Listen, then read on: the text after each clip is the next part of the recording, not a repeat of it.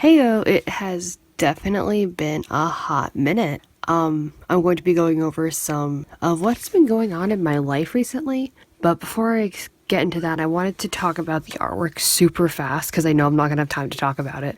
Much like most of the internet, Hazbin Hotel has had me in a chokehold. Like, I used my free Amazon Prime trial to watch it, and holy shit, it is so much better than I expected it to be because I remember the pilot was so doofy. But no, I binged it all in one morning. I absolutely adore it, and I wanted to make, I guess it's called a Sinsona, or just like a Sona for Hazbin Hotel, whatever. I literally thought of the idea in the middle of the night and wrote it on my phone and then went back to bed. And the idea is that she is a false angel because everybody calls me an angel in my life, but I'm not an angel, and I know that for a fact. So she's kind of like a false angel, but I also wanted her to be like a cockatiel theme. And then I also had the idea for her hair to be fire because redheads are hot-headed. So her name is Phoenix, and she's got fire wings, fire hair, and a cockatiel-inspired outfit, and that's also like what the cheeks are, like Lucifer's cheeks because he's a fallen angel, but I'm like, she's a false angel, and plus a cockatiel, so that kind of thing. And I just did it with alcohol markers, and honestly, this is the first thing I have set down and drawn since the Hollow Gaze stickers, if you even count that. The piece before that was my new profile picture, and that was from a while ago, like, oh my god. But anyway, I wanted to talk about what was going on in my life because so much has gone on since the last time I sat down and did anything. I think I talked about this before, I'm not sure, but my dad quit his job in November, and it is now currently February, and he does not have a job yet. I'm the only person in the house with a job. I'm a waitress. And I mean, he does side work for people he knows and does jobs and stuff, but it's just not enough. And I don't know, it's like a financial burden, and I feel like nobody really gives a shit. Like, they all just expect him to be like, oh, it's okay, like, you get it. And I'm thinking to myself, you're the father. You should be taking care of your family. You're the husband. You're my dad. You shouldn't be asking your daughter for so much money because you are banking on unemployment. Like, this is definitely some sort of like financial abuse. I know that for a fact because I don't mind helping out. Don't get me wrong. I will help out to no end, but it's just getting too much. And I feel like the people in the house treat me like an ATM, and they also kind of treat me just not good for the most part. Like, I have to be the one to cook dinner for everyone after working all day because my mother just doesn't cook anymore because she hates it, so she doesn't like to cook. But you like to cook and you live here, so you should help out. As if I'm not paying rent and the lighting and the internet and the electricity and for the food. Like, come on. So I haven't been feeling too good because of that. Because like I said, if I'm the only one with a job, I'm the only one who's paying for things, which means I'm paying for groceries. So I have to come up with the groceries, buy them all, and cook it all on top of working 8 hours a day as a prep cook and waitress. And don't get me wrong, I know this is like first world problem that I should not be complaining because I live at home with my parents, for the most part rent free. We're not counting these last 2 months. But like, I'm allowed to be upset. How about that? I'm just allowed to be upset. And definitely paying for one person's groceries, maybe two if hypothetically my partner were to move in, compared to buying it for 5 people, which 2 people have dietary restrictions, which their food is more expensive. Like, that just doesn't seem fair to me. And I don't know, I haven't been in the right headspace at home for the past 2-3 months. And then on top of that, there's been so much shit at my job. I don't want to go too into it for like identity reasons, but my job, there were 2 employees, both in relationships, by the way, who had an affair. And this was going on for months.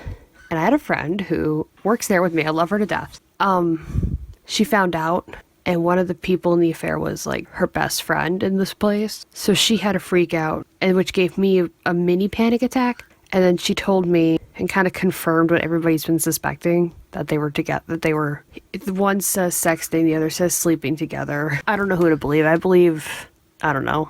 And then the next day, one party, no call, no showed up for like maybe 4 shifts out of 2.5 weeks, and then just quit, which put me in a spot because she was a cook. And yeah, I was training to be part cook, but I was mostly trying to still be a waitress because especially now, I need that money. And she just fucked me over bad. Like, I don't think I have genuinely been so mad at someone in so long just because what this person did was foul. She's a selfish individual, a chronic liar, who claimed that she was moving like halfway across the country and then came back like, ooh, it's like, shut up. She tried apologizing to me and I had her number blocked and I'm like, I am not dealing with this, because if we're going to assume everything together that, let's say I didn't know and I only know that you called, no showed, and then just quit unexpectedly, I'd still be pissed off at you. Like, there's no excuse for that, honey. And then on top of that, my boss, there's just like so much shit going on. How do I fit this all into one video?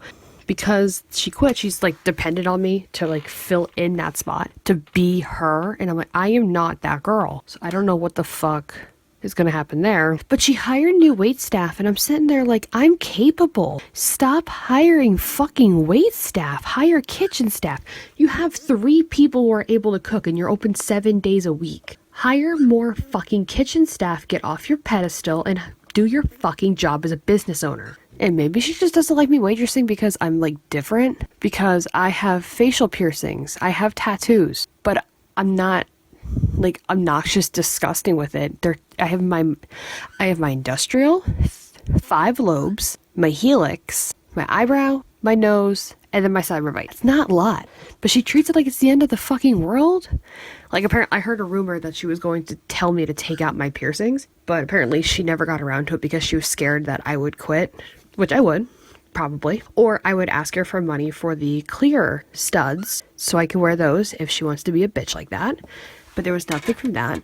So instead of hiring kitchen staff, she's been hiring new wait staff, taking away money out of my pocket, essentially. And this new wait staff is just, yikes, this girl is something else. Like, I don't know how to explain her. She overshares, catches an attitude if she's wrong and gets corrected on it. She told me I have an attitude problem because I told her to leave a cup on the counter because the customer went into the bathroom.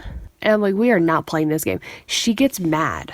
Like, at our job, you have to yell when you put in an order, and then we yell back when there's food to take. Sometimes she won't call it in, or she'll call it in really quietly, no matter what. And then we're like, we can't hear you. And then she gets pissy about it. And then if we say, hey, there's food here, run it, she'll just ignore it. She won't run it.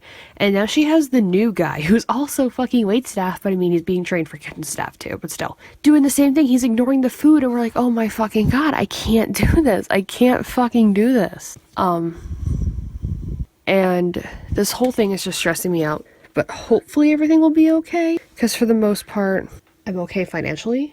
Like, I got back on track after Christmas, and now that tax season's coming up, I have a little bit of a bracket, like a little bit more of a cushion than I'm expecting. Obviously, I'm not going to be dropping my entire tax refund on bullshit, but I will say, I do have another vacation coming up, and it's going to be another Fall Out Boy concert. It's the Albany show, and then I'm going to see Gabriel Iglesias, and maybe Steph is coming up in the summer, and I'm still doing I'm not sure if I'm going to do the fucking craft fair this year, for the sole purpose of, it's expensive now. It's like $100. It used to be like $90. I'm not sure. I have to figure that out. But this whole situation the last couple months have just been taking such a toll on my mental health.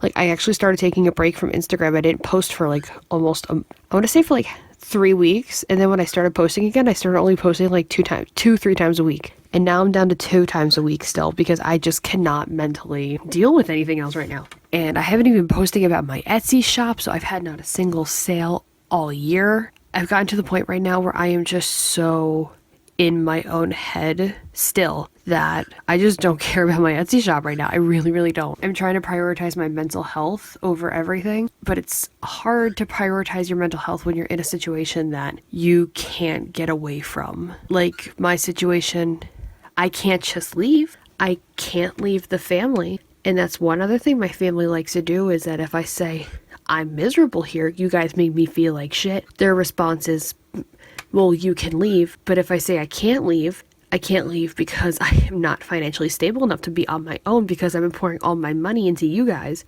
Or if I leave, I have to deal with the burden and the guilt that I left them to drown. And due to parentification that my parents put upon me, I can't do that. So I'm just in a place where I know it's toxic, I know it's broken, but I can't even begin to heal just because of the circumstances, and it sucks.